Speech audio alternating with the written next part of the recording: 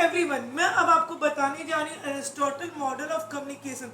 इससे पहले हमने इसका पहला पार्ट देखा जिसमें इसके 5 क्वेश्चंस को हमने डिस्क्राइब किया था।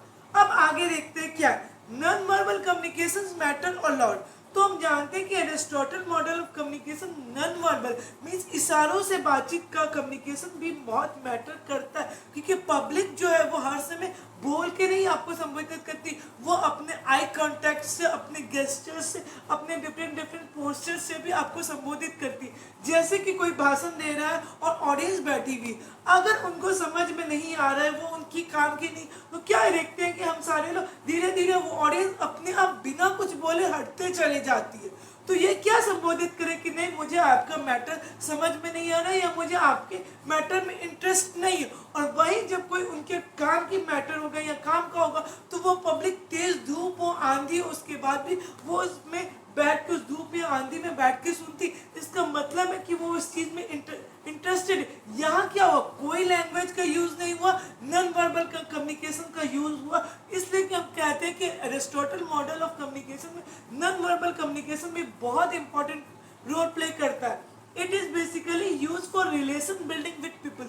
ये ज्यादातर क्या करता है, लोगों के बीच में एक सामंजस्य, एक रिश्ता बनाने के लिए यूज होता है, यानी एक पब्लिक रिलेशन बनाने के लिए यूज होता है। आपस का फ्रेंडली रिलेशन या पब्लिक रिलेशन कि हम एक दूसरे को जानते हैं, आप मेरा फेवर करिए हम आपका फेवर करें, उस तरह का एक रिलेशन बनाने में जरूरी काम आता है। तो अब इनके तो हम पॉजिटिव पॉइंट देखें, अब इनके कुछ नेगेटिव पॉइंट्स हैं, इनकी कुछ बुराइयां जो कि इनकी क्रिटिसिज्म है उसके बारे में हम जानते हैं। चलिए देखते हैं क्या है। नो फीडबैक, यानी इसमें कोई बैक रिस्पॉन्स नहीं होता। हमें आपका भाषण से आया, आपका मैटर जिस चीज को आप बता रहे वो समझ में आया चाहे नहीं आया, मैं आपको फीडबैक नहीं दे सकती। ये सबसे बड़ी ड्रॉबैक है, क्योंकि कम्युनिकेशन हमेशा वो होता है जो हम एक दूसरे से अपनी फीलिंग्स, अपने मैटर को शेयर करें। इसलिए ये आपको कम्युनिकेशन के यहाँ पर आके ये आपका एक ड्रॉबैक आ गया।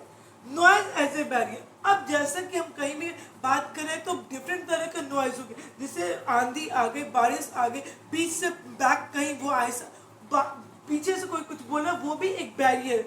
तो नॉइज भी ऐसा होता है कि जब हम जो इंसान आगे बैठा हुआ होता है किसी भी स्टेज शो में, किसी भी भाषण में, तो आगे वालों को जो भी स्पीकर उसकी बातें समझ में आती, पर जो बहुत पीछे बैठा हुआ उसको इतने सारे शोर हल्ला या लोगों के आपस में खाना फूसी की वजह से उनसे सुनाई नहीं देता, या कोई टेक्निकल इशू हो जाए और भी बहुत सारे कारण होते हैं। तो वो सब क्या है, नॉइज है, वो सब एक बैरियर है जिसको हमने नॉइज बैरियर के रूप में डिस्क्राइब किया। तो इन सारी चीज के बारे में भी एरिस्टोटल ने अपने मॉडल ऑफ कम्युनिकेशन में बताया।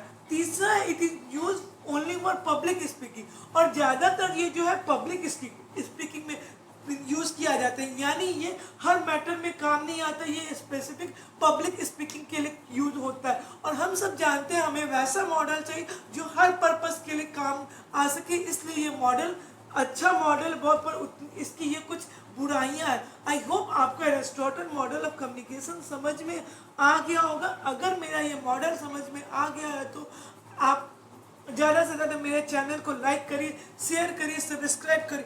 और अब मैं जो नेक्स्ट मॉडल लाऊंगी वो होगा Shannon wear model of communication. I hope आप मेरे नेक्स्ट मॉडल के क्लास का इंतजार करिएगा। Thank you.